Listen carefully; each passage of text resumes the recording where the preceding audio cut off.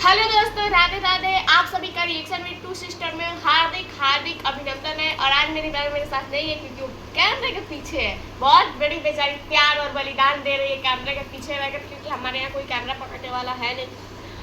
तो मैं सीधे मुद्दे पे आती हूँ, जो मैंने आज मुद्दा चुना है बात करने के लिए। पहली बात की बहुत सारे आज से बहुत साल पहले से ये नारा आ रहा है, साधु संत या जो भी हिंदू भाई हैं वो बोल रहे हैं, कट्टर हिंदू, एक रहोगे तो सेफ रहोगे, एक रहोगे तो सेफ रहोगे। लेकिन नहीं, लोगों को सेकुलरिज्म बनना है। मुस्लिम हमारे भाई है, क्रिश्चियन हमारे भाई है, सब हमारे भाई हैं। आज तक मैंने ये नहीं सुना कि सिख हमारे भाई है, लेकिन मुस्लिम हमारे भाई है। कुछ लोगों के यही कहने के कारण हमारे देश में आए दिन दंगे होते रहते हैं। आज मैं ये नहीं बोलती हूँ कि हिंदू सारे शरीफ है, हिंदू भी खराब है, वो भी अशांति फैला रहे हैं इस देश में। लेकिन 80% भाग मुस्लिमों का ही होता है, वो इस देश के नहीं है। मैं तो खुल्लम खुल्ला बोल रही हूँ कि इस देश के नहीं है। और जो रियल मुस्लिम होंगे ना, वो एक्सेप्ट करेंगे कि वो इस देश के नहीं है। वो आज से कुछ साल पहले, 15,000 साल पहले वो यहाँ पे आए थे, जिनके पहले सबसे पहले आए थे बाबर, और वो यहाँ पे आए। हम लोगों का शरीफी का, हम लोगों का जो भी सौम्य व्यवहार है, अतिथि देवो भव, इसका हम लोगों ने फायदा उठाया। कुछ हमारे में कमियां भी थी, हमारे में कुछ गद्दार भी थे, जो चंद पैसे, चंद सोना चांदी के लिए, चंद राज्य के लिए अपने लोगों के साथ गद्दारी कर बैठे और वो यहाँ बस गए। लेकिन आज़ादी के बाद जब देश का बंटवारा हुआ हिंदुस्तान और पाकिस्तान का, तो बहुत सारे ऐसा नेता थे या बहुत सारे लोगों का कहना था, जिसमें दो प्रमुख थे, सरदार वल्लभ भाई पटेल और डॉक्टर भीमराव अम्बेडकर, जिनका ये कहना था कि अगर इस देश से मुस्लिम जा ही रहा है तो पूर्णतः मुस्लिम चला जाए पाकिस्तान और पूर्णतः हिंदू राजा हिंदुस्तान। लेकिन नहीं, वहाँ पे गांधी जी को और पंडित जवाहरलाल नेहरू को सबको नहीं भेजना था, उनको तो यहीं पे आश्रय देना था। ठीक है, उन्होंने आश्रय दिया।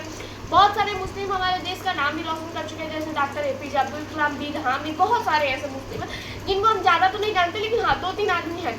लेकिन 99% ऐसे मुस्लिम है ना, जो हमारे देश में अशांति का कारण बन रहा है। वक्फ बोर्ड चाहिए उनको, अशांति फैला रहे, जैसे अतीक अहमद दाऊद या ओवैसी हो गए। ये लोग बोल रहे हैं, संसद में सीना ठोक के बोल रहा है कि सुप्रीम कोर्ट न्यायालय का मैं फैसला नहीं मानता। आप कौन होते हैं सुप्रीम कोर्ट का फैसला ठुकराने वाले?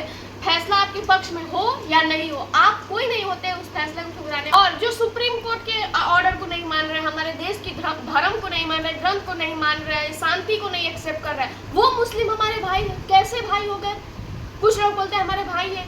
हाँ, कांग्रेस परिवार ने, कांग्रेस पार्टी ने हमेशा इस देश में मुस्लिमों को सपोर्ट किया है, हमेशा। क्यों नहीं करेंगे भाई? उनके दादा जो थे, राहुल गांधी के दादाजी भी तो मुस्लिम ही थे ना, तो वो तो करेंगे ही करेंगे। लेकिन हिंदू से जो आज अलग हुए हैं दलित, आप अलग रहिए, कोई बात नहीं, सब कोई एक धर्म में नहीं रह सकता, आप अलग ठीक है, लेकिन आपके लिए मुस्लिम भाई हो गया। मैंने चंद्रशेखर रावण का एक देखा था पॉडकास्ट, जिसमें उन्होंने बोला कि मुस्लिमों ने जो वक्फ बोर्ड का मांग किया वो उनका राइट्स है। तो उन्होंने पूछा और हिंदुओं को वक्फ बोर्ड मिलना चाहिए, तो उन्होंने बोला नहीं। क्यों? तो क्योंकि मैं वहाँ का लीडर छोड़ूंगा। तो आपने तो ये नहीं सोचा कि मैं मुस्लिम का भी तो लीडर नहीं होऊंगा। मुस्लिम में तो आपको राइट समझ में आएगा, लेकिन हिंदू में राइट समझ में नहीं आएगा। और आप बोलते हैं कि मुझे कोई दिक्कत नहीं है हिंदू धर्म से, सबका अपना अपना व्यक्तिगत मामला है। अगर व्यक्तिगत मामला है तो आप कौन होते हैं ये बार बार सवाल उठाने वाले कि ब्राह्मणों ने हम पे अत्याचार किया, या राजपूतों ने हम पे अत्याचार किया, या यादवों ने हम पे अत्याचार किया, या हिंदू के भगवानों ने हम पे अत्याचार किया। आप हमारे धर्म से अलग हो रहे हैं तो होइए, लेकिन आपके मुस्लिम कैसे भाई हो गए? और अगर आपके मुस्लिम भाई है तो आप भी इस देश के लिए उतने ही हानिकारक है जितना कि वो है।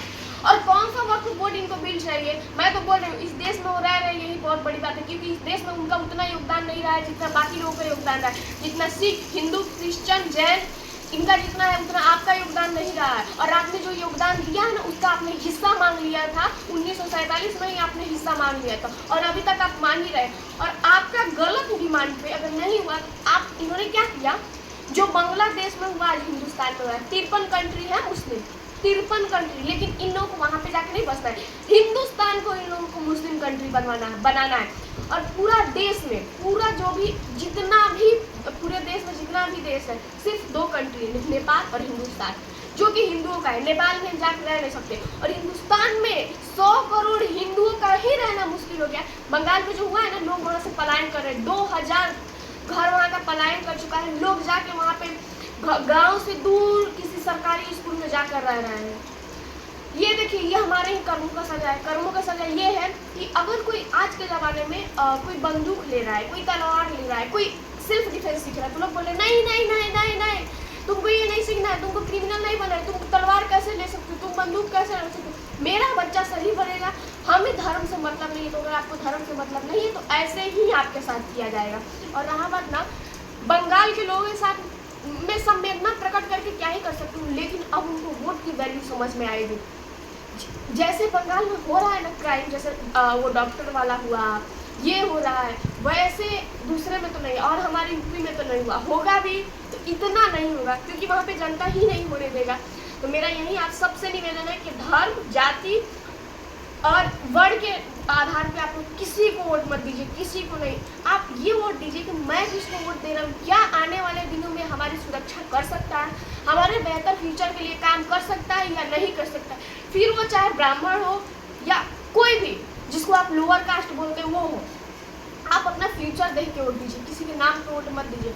और आज जो बंगाल में हिंदुओं के साथ हो रहा है ना, वो हम लोगों के साथ भी होगा ही होगा एक दिन, अगर आप लोग मजबूत नहीं बनेंगे।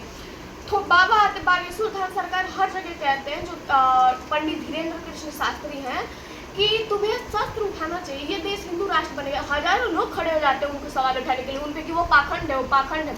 मैं ये पूछती इस देश में हिंदू के धर्म गुरुओं पर ही क्यों पाखंड का आरोप लगाया जाता है, और किसी क्या बोला उन्होंने, हिंदू राष्ट्र बनना चाहिए, बिल्कुल बनना चाहिए, हिंदू राष्ट्र बनना चाहिए। हिंदू राष्ट्र का मतलब ये कि कोई भी किसी धर्म का परिवर्तन नहीं करा सकता, कोई ये नहीं बोल सकता कि तुम मुस्लिम बन जाओ, तुम दलित बन जाओ, तुम बुद्ध बन जाओ, तुम क्रिश्चियन बन जाओ, कोई नहीं बोल सकता। लेकिन नहीं, अभी तो खैर लोगों को अपना अपना लड़ाई लड़ना है, जाति के नाम पे लड़ाई, जो इतिहास में हो चुका है उस पर लोगों को लड़ाई लड़ना है, कि जो हमारे बाबा साहब थे उनको पानी नहीं पीने